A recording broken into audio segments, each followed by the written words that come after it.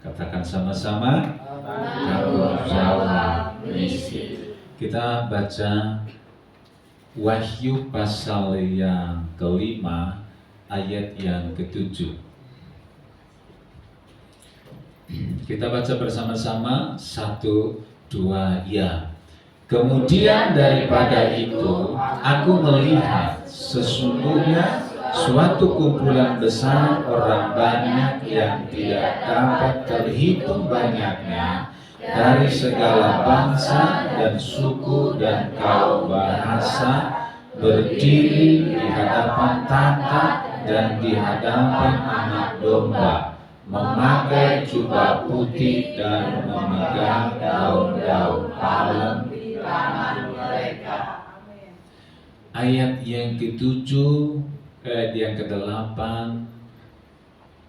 Dan dengan suara nyaring mereka berseru, keselamatan dari Allah kami yang duduk di atas tahta dan dari Anak Domba. Saudara, ayat yang ketujuh ini adalah sebuah pewahyuan yang akan terjadi di sorga ketika Yohanes melihat sesungguhnya suatu kumpulan besar orang banyak yang tidak dapat terhitung banyaknya, dari segala bangsa, dari segala suku, dan dari segala kaum dan bahasa, berdiri di hadapan tahta dan di hadapan Anak Domba, memakai jubah putih dan memegang daun palem di tangan mereka. Dan ayat yang ke-8, mereka berseru dengan suara nyaring, keselamatan dari Allah kami yang duduk di atas tahta dan dari Anak Domba. Kalau dalam terjemahan bahasa Indonesia, terjemahan baru mengatakan keselamatan bagi Allah.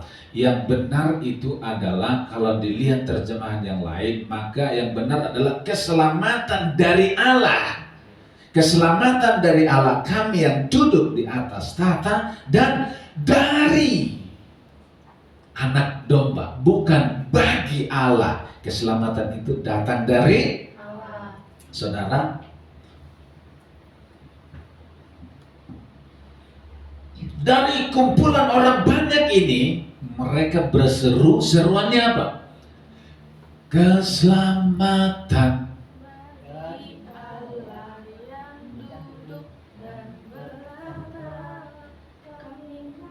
Kira-kira nanti nyanyinya begitu enggak?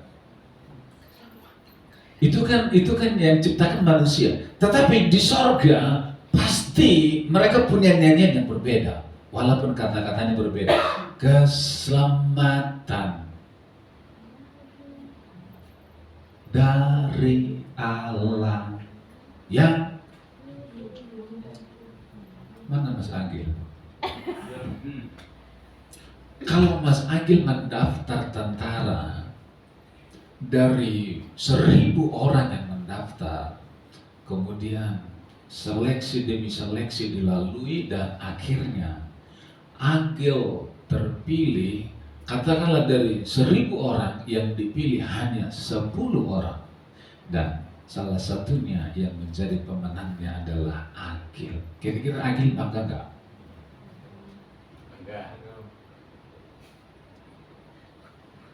Agil yang tadinya jalan begini, sekarang Agil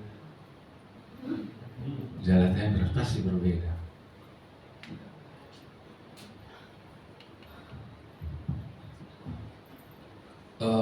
Mbak Dewi yang penyuluh itu, kita dengar kesaksiannya, dari sekian banyak yang daftar jadi penyuluh PNS, seleksi yang begitu ketat dia lalui, akhirnya Mbak Dewi terpilih menjadi pemenang PNS.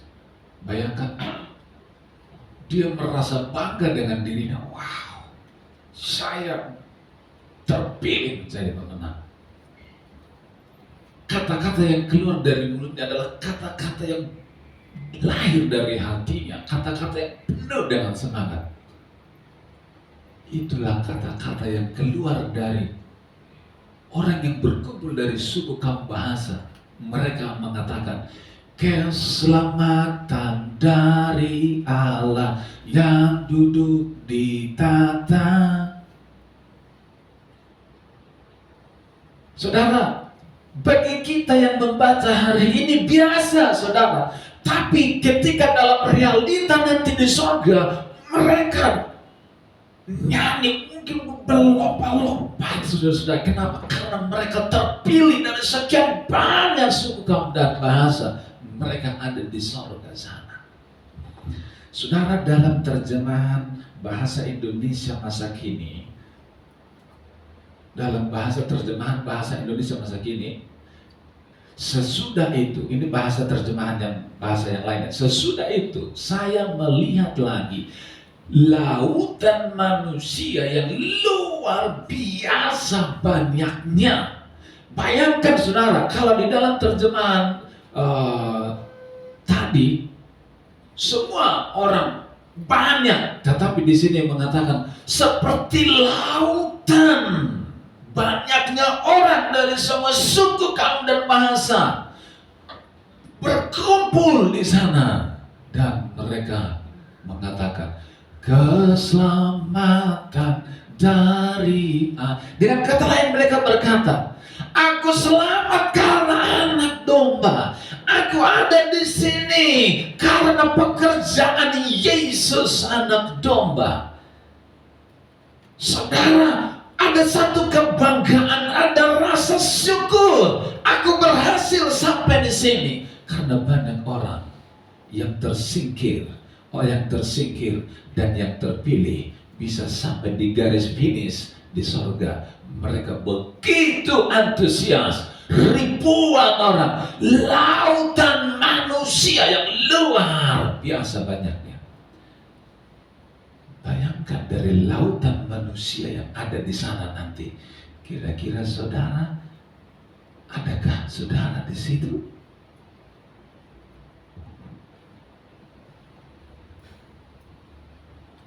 Haleluya. Saudara dan saya ada di sini. Kita memuji Tuhan. Tapi saya tidak tahu apakah kita nanti semua yang ada di sini menjadi bagian dari lautan manusia yang ada di surga dan berkata, keselamatan dari Allah, dari anak domba. Aku sudah diselamatkan. Aku ada di sini. Amin. Katakan sama-sama. Ini sebenarnya berbicara tentang visi. Visinya apa? Surga. Dari suku, kaum, bahasa, bangsa-bangsa di dunia berkumpul berduyun-duyun datang memenuhi surga. Kerinduannya surga supaya semua bangsa, semua suku, semua bahasa berkumpul nanti di surga. Amin. Itu sebabnya tadi lewat video yang pertama kita dengarkan, Pak Pendeta Joko mengatakan suku-suku yang terabaikan. Saudara, mereka juga punya hak ada di sana, saudara. Tetapi lewat saudara dan saya memberitakan Injil supaya mereka bisa datang kepada Yesus. Saudara, untuk mencapai visinya sorga, supaya lautan api penuh, lautan manusia penuh di sorga, maka dipercayakan tugas yang mulia kepada gereja, saudara dan saya, untuk ambil bagian memberitakan kabar baik. Kasih tepuk tangan. Wow! Tuhan melibatkan saudara dan saya, Tuhan melibatkan gerejanya untuk apa, saudara? Untuk ambil bagian menggenapi visi itu. Saudara bangga nggak dilibatkan sama Tuhan? Saudara, kita ini dilibatkan menjadi pekerjaannya Tuhan. Mestinya saudara senang. Amin. Amin. Saya itu saudara memberitakan Injil kepada satu orang.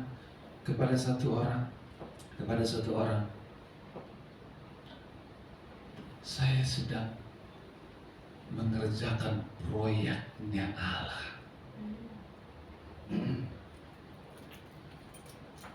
Ada satu ayat firman Tuhan, semoga bentar.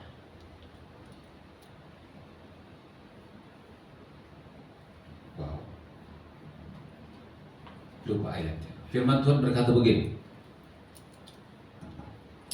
nanti di sorga orang yang menuntun seseorang kepada kebenaran diselamatkan, maka dia di sorga nanti bercahaya seperti bintang. Cari ayatnya Mas Yogi.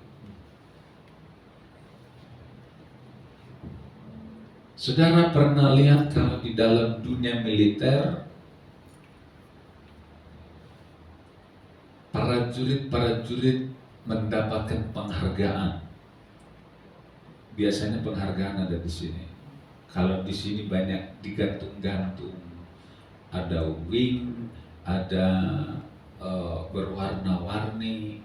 Nah, itu sebuah penghargaan.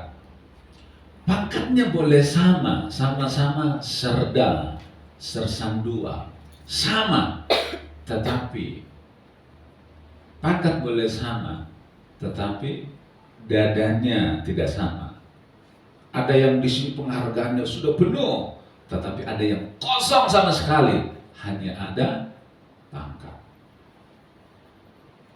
Orang yang tahu tentang yang ada di sini, begitu lihat, keren. Karena untuk mendapatkan penghargaan yang ada di sini, tidak. Mungkin dia harus ke Timor Leste dulu, mungkin dia harus mempertaruhkan nyawanya. Ketika pulang dari sana, dia kasih penghargaan, taruh sih. Begitu orang lihat, wih,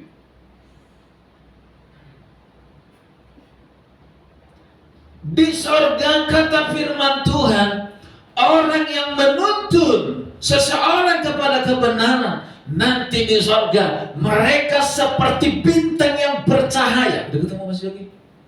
Daniel 12 ayatnya 3. Baca.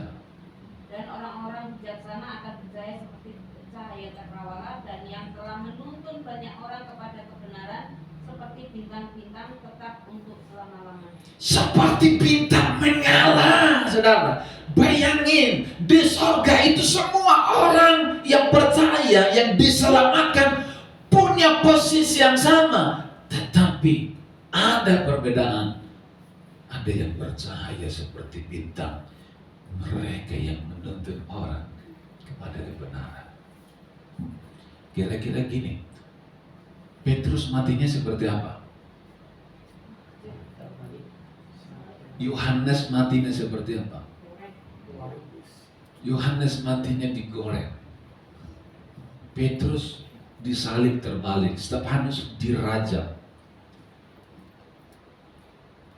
Joy begitu percaya Yesus, kemudian langsung masuk surga. Kira-kira di surga sama? Kalau boleh dikatakan Petrus itu adalah jenderal. Kalau berbicara tentang pangkat, mereka adalah tokoh-tokoh iman yang pionir pertama yang memberikan nyawanya. Dan layaklah orang-orang seperti itu mendapatkan penghargaan di surga. Itu sebabnya firman Tuhan berkata, mereka akan seperti bintang bercahaya.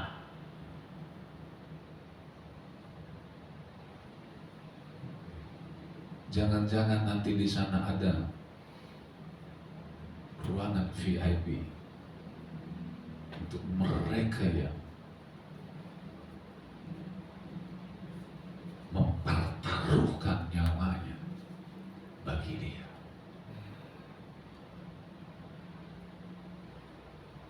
Saudara, kalau Pak Untung setiap hari mati-matian dia pergi dari kampung ke kampung, dia menceritakan Yesus, kemudian ada orang yang mencaci maki Pak Untung, diolok-olok, tapi Pak Untung tetap setia, dia terus menceritakan kasih Tuhan, walaupun hujan panas, dia tetap melakukan itu. Kira-kira layak nggak Pak Untung mendapatkan penghargaan? Sementara yang lain tidur di rumah, cari uang untuk dirinya sendiri, cari uang untuk kekayaannya sendiri, punya mobil sendiri, punya rumah sendiri, punya kekayaan sendiri, dan hanya datang ke gereja sekali seminggu dan tidak juga ambil bagian dalam hal apapun. Dan Pak Untung, dia punya tekad setia melakukannya. Dan setiap orang yang mendengar kabar baik dari Pak Untung, hatinya dijamah. Kira-kira sama enggak saudara? Tidak mungkin Pak Untung tidak diperhitungkan oleh Tuhan. Amin. Itu sebabnya saudara dipercayakan tugas kepada saudara dan saya untuk memberitakan kabar baik.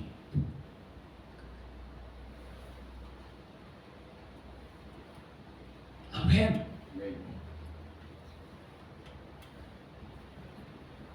Saya berdoa suatu saat nanti di sorga kita akan ketemu orang dan orang itu berkata, Bapak Yogi, terima kasih banyak. Saya ada di sini karena Anda yang memberitakan Injil kepadaku.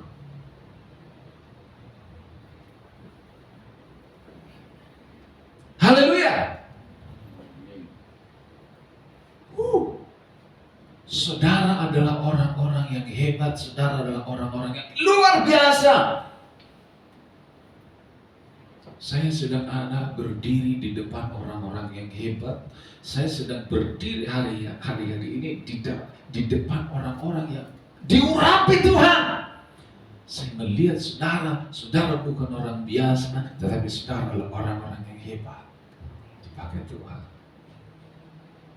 Mungkin saudara berkata, saya kan tidak hebat, karena kau belum melangkah. Haleluya. Bilang sama sebelahmu, engkau segera melangkah.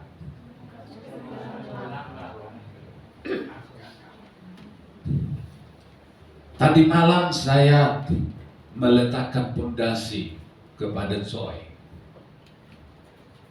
Kalau saudara tidak percaya, ini ada fotonya tadi malam. Tadi malam saya ke rumahnya Joy, ketemu dengan juga Papa Wendro. Mana Wendro, boleh angkat tangannya? Kasih tepuk tangan. Tadi malam saya meletakkan pondasi untuk hidupnya Joy, karena Joy adalah pejabat baru. Dan saya bilang, Joy, kamu harus punya pondasi supaya kamu tidak menjadi Kristen yang sembarangan, tetapi Kristen yang punya pondasi yang kokoh. Selama ini kan Joy ke gereja, tetapi Joy sebenarnya belum punya pondasi. Orang Kristen boleh ke gereja, tetapi selama dia belum mendapatkan pondasi Injil, percayalah dia akan menjadi Kristen yang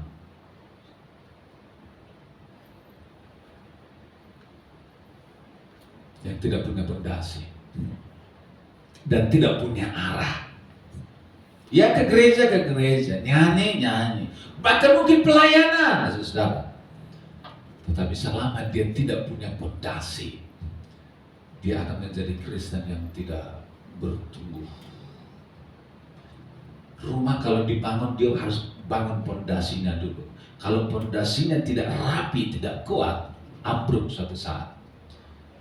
dalam kekristenan juga fondasi itu paling utama. Seringkali saudara gereja hari-hari ini ketika dikotbahin khotbahnya khotbah yang hebat-hebat saudara, tapi tidak berubah. Begitu terus. Kenapa? Pondasinya belum dibangun. Itu sebabnya selalu gagal dan selalu gagal. Pondasi itu sebenarnya berbicara tentang pemerintah. Haleluya. Pondasi itu harus lewat pemerintah.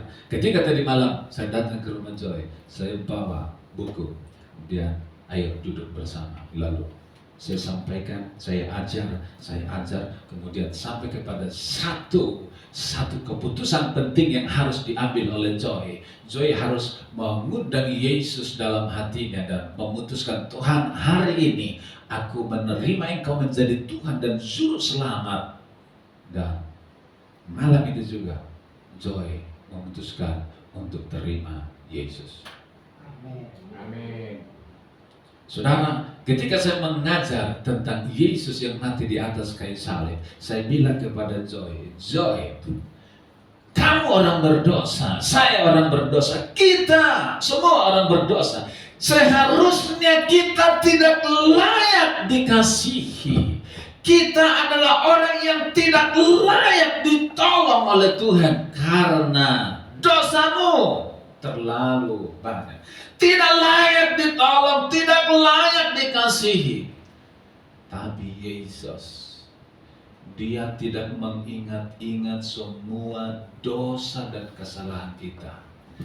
Dia menerima kita apa adanya dan Dia berkata, aku menerimamu dan aku membenarkan engkau. Ketika aku benarkan engkau, maka hari ini dosamu yang banyak tidak diperhitungkan, dosamu yang banyak diampuni, dan sekarang kamu menjadi orang benar, orang kudus, orang yang bersih di mata Tuhan. Yes.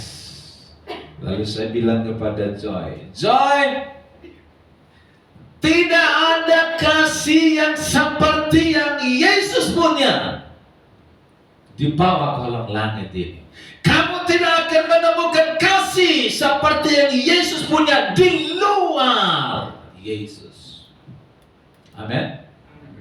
Kamu tidak akan menemukan, hanya engkau temukan di dalam Yesus. Kenapa Paulus seorang penjahat berubah total? Karena Paulus berjumpa dengan kasih yang sejati. Amin. Ketika saya mengajarkan ini kepada Joy, saudara, hati saya juga dijamah kembali dan rasanya ingin menangis juga ketika berbicara tentang kasih yang sejati itu. Saya berkali-kali ketika saya menjelaskan ini kepada orang, saya seringkali menangis, saudara. Kenapa? Karena saya merasakan zaman kasih Tuhan itu juga mengalir kepada saya, sementara saya mengajarkan kepada orang lain. Kenapa saya berubah? Karena kasih yang tak terbatas itulah yang mengubahkan hidup saya. Lalu saya bilang kepada Joy, kalau kamu tidak mengalami kasih Yesus yang sejati ini, percayalah hidupmu tidak akan pernah berubah. Sekalipun engkau rajin ke gereja, sekalipun engkau pelayanan, selama engkau tidak mengalami kasih Yesus, pasti hidupmu tidak berubah.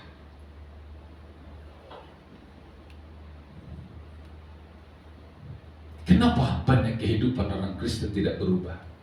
Sudah jelas belum mengalami perjumpaan kasih yang sejati dengan Yesus. Ketika orang tidak layak dikasihi, tapi dia rela mati bagiku. Hancur hatiku dan tidak sanggup lagi berkata.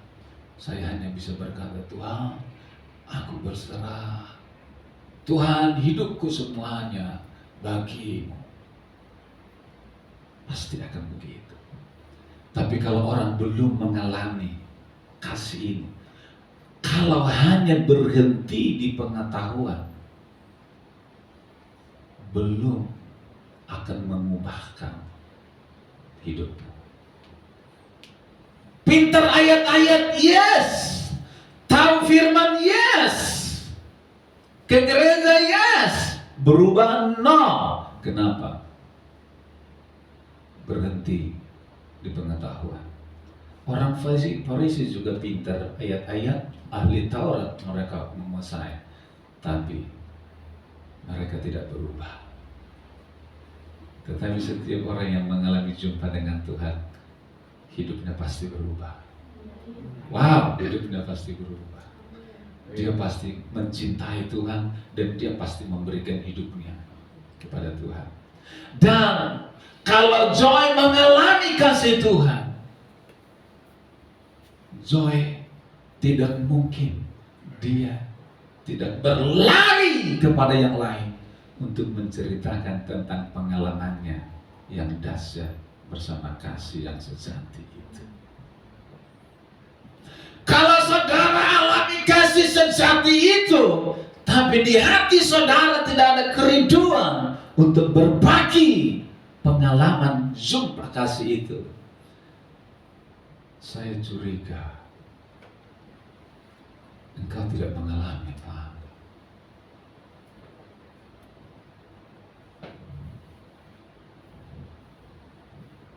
Semua orang yang ada di surga dari suku kaum bahasa yang mengalami kasih Tuhan, pasti hatinya berkobar-kobar ingin membawa banyak orang untuk alami kasih sejati itu. Haleluya.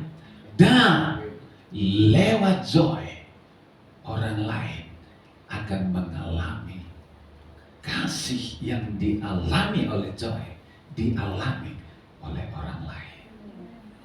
Ketika Joy pergi kepada orang lain, menceritakan, lalu orang itu dijamah Tuhan, dia menangis. Melihat orang itu menangis, Joy juga ikut menangis. Thank you Lord. Aku bisa merasakan apa yang dia rasakan. Ketika aku rasakan jumpa dengan kasih yang sejati, hidupku dijamah, dipulihkan. Aku bisa merasakan dia sedang berjumpa dengan Yesus yang sejati. Amin.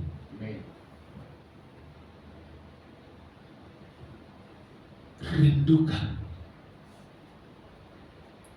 ini terjadi.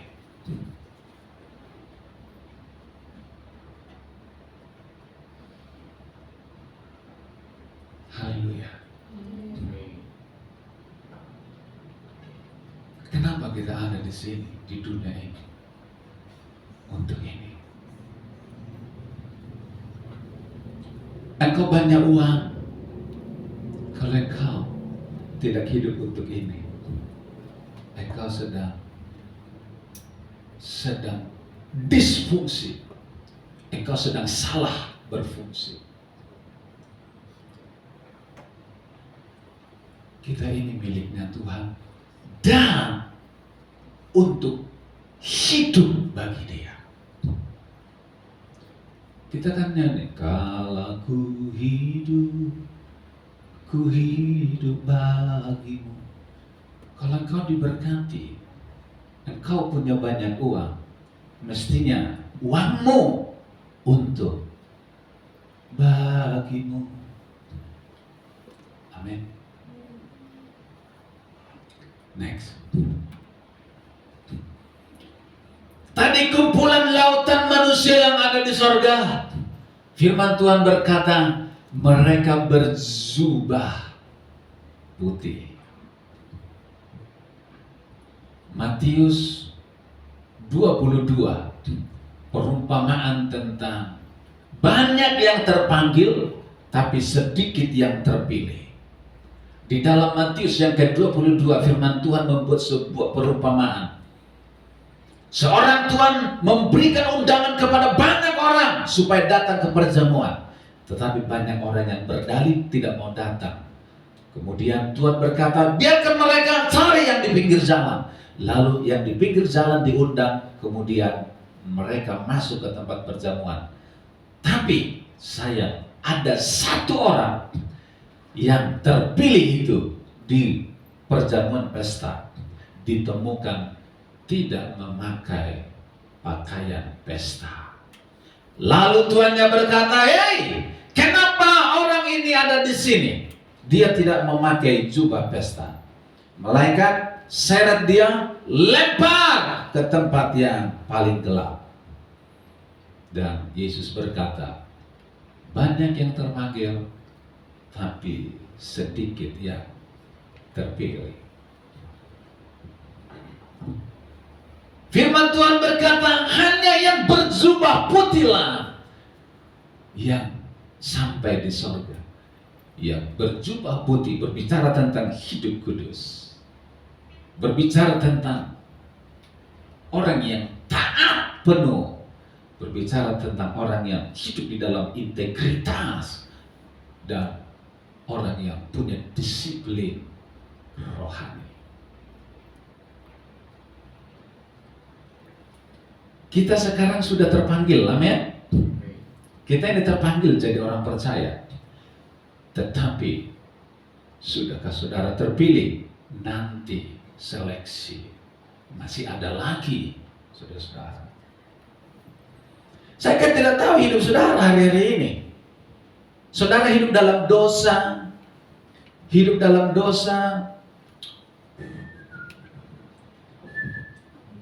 tidak ada yang tahu apa yang saudara lakukan.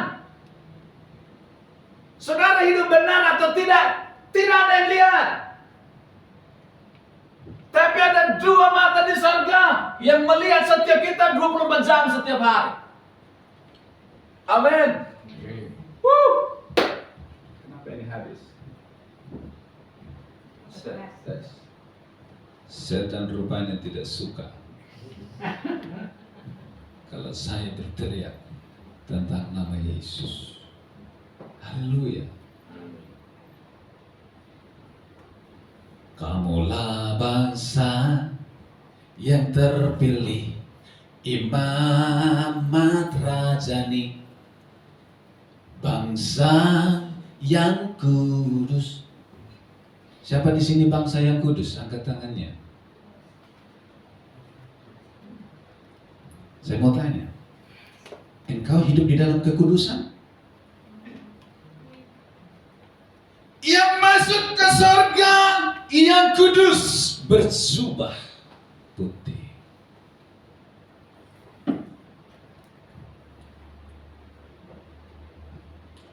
Wow.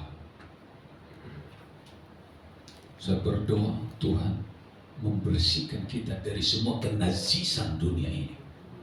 Roh pornografi, perzinahan, percabulan lewat HP.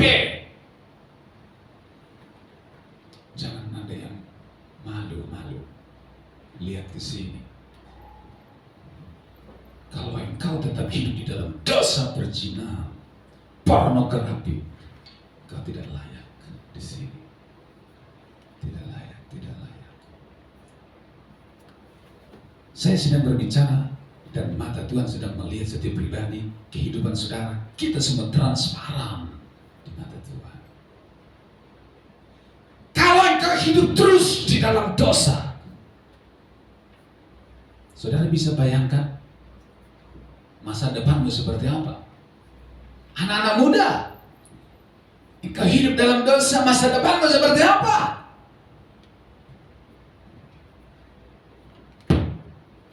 Kutuk yang ada di depan. Tapi kalau engkau hidup di dalam kekudusan, berkat selalu tersedia. Amin.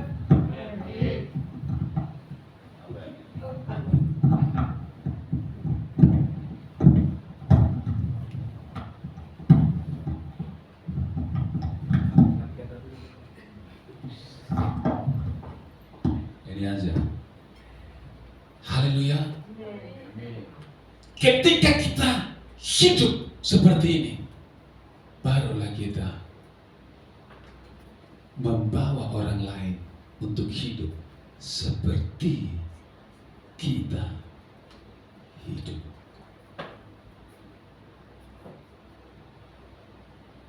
Disiplin rohani. Saudara, berapa banyak saudara yang setiap hari ada waktu, selalu ada waktu untuk dia menyembah Tuhan.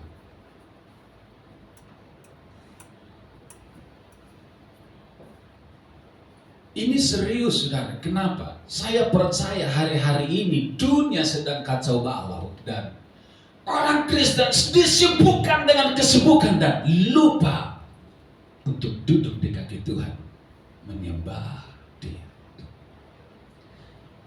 Saya pernah cerita, ibu saya umur 84 tahun. Ketika kami pulang ke Sumatera terakhir, saya masih menemukan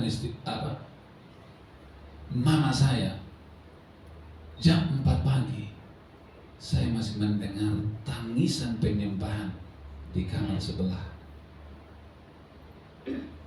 menyembah kepada Tuhan. Umur 84, dan itu dilakukannya setiap pagi. Itu di kampung Samosir sana. Pertanyaan saya, saudara, berapa banyak saudara yang ada di sini yang setiap hari rutin selalu ada waktu untuk duduk mendengar isi hatinya, menyembah Dia? Kalau itu engkau sudah lupakan, engkau sedang, arah hidupmu sedang mulai bergeser. Dan ketika engkau terus seperti itu, percayalah, masa depan yang suram sedang menunggu. Haleluya. Berapa banyak kita yang setiap hari baca Alkitab dan renungkan dan hidup.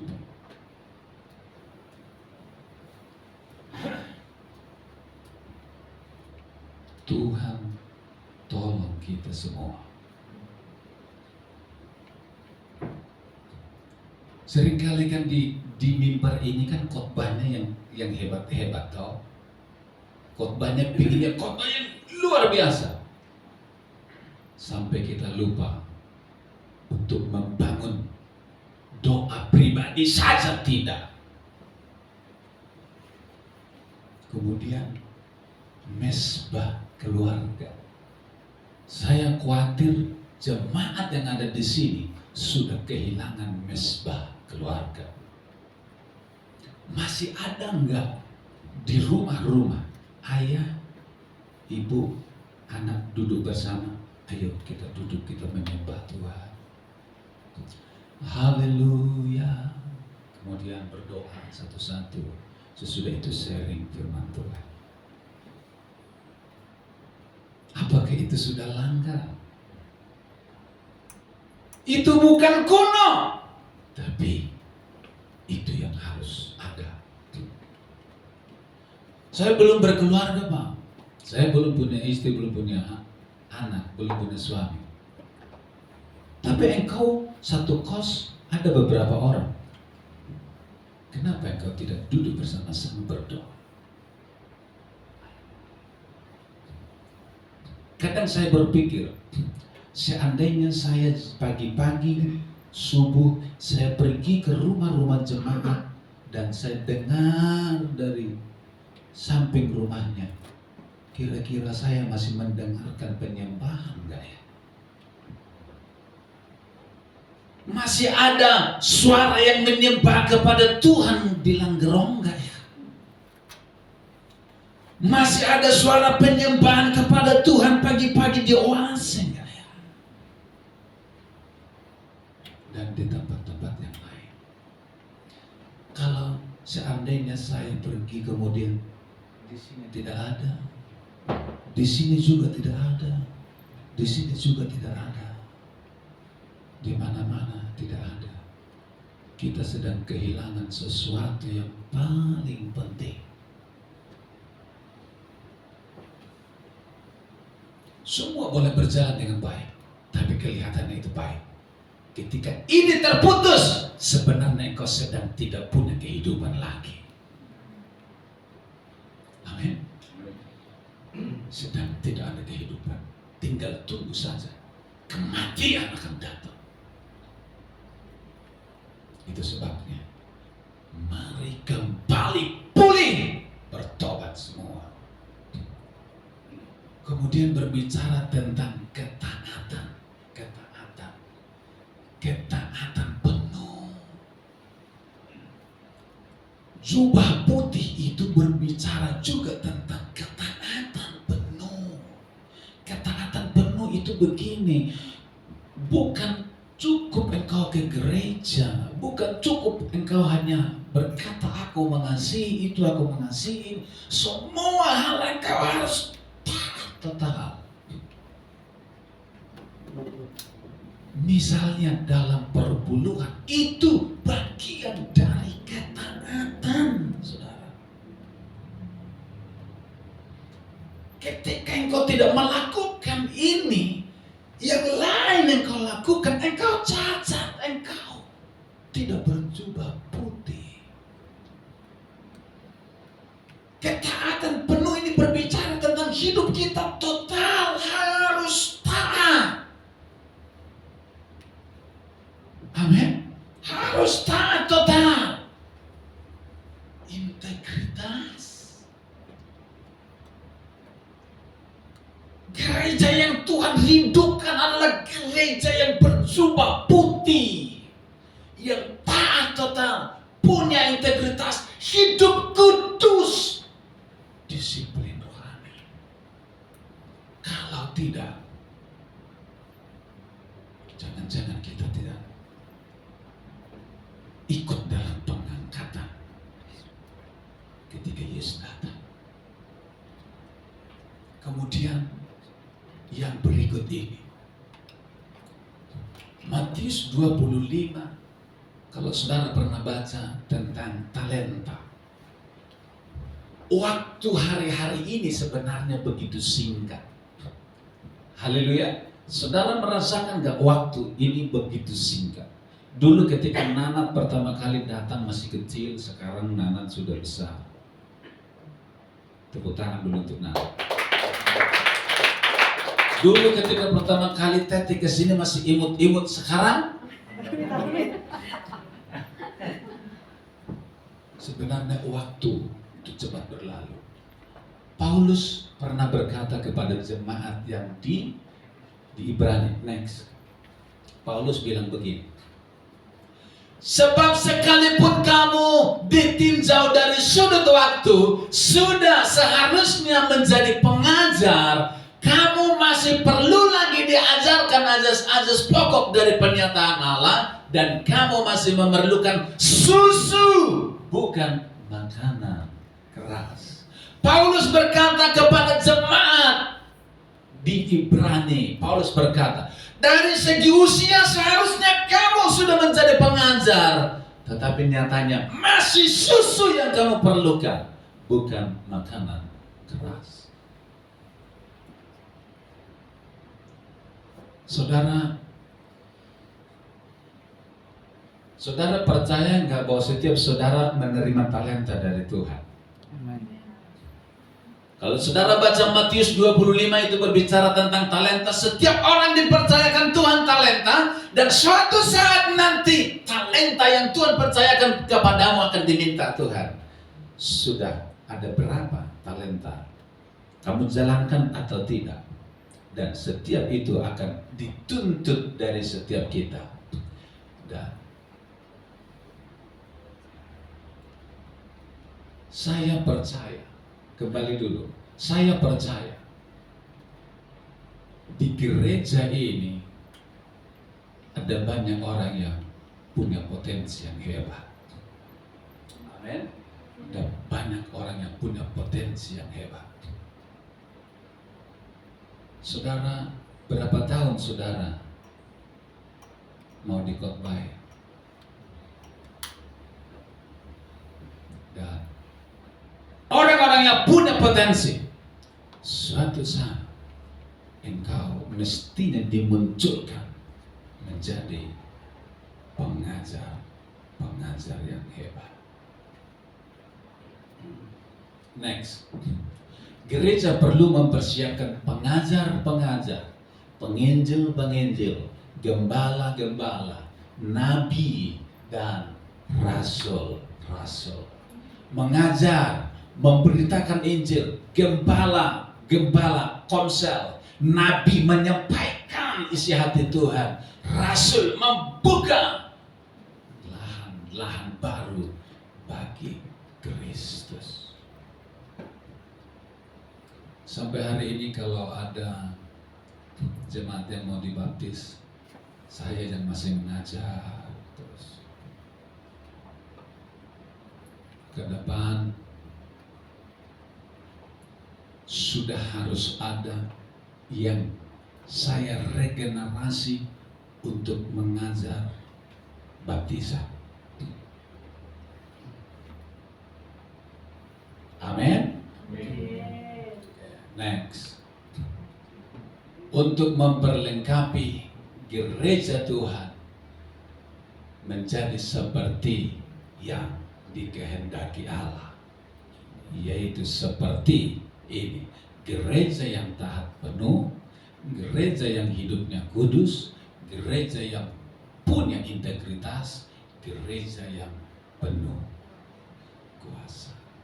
Kita bangkit berdiri bersama-sama, kita datang kepada Tuhan. Kita naikkan pujian, ku cinta Kau, rahmat-Mu nyata bagiku. Kita datang.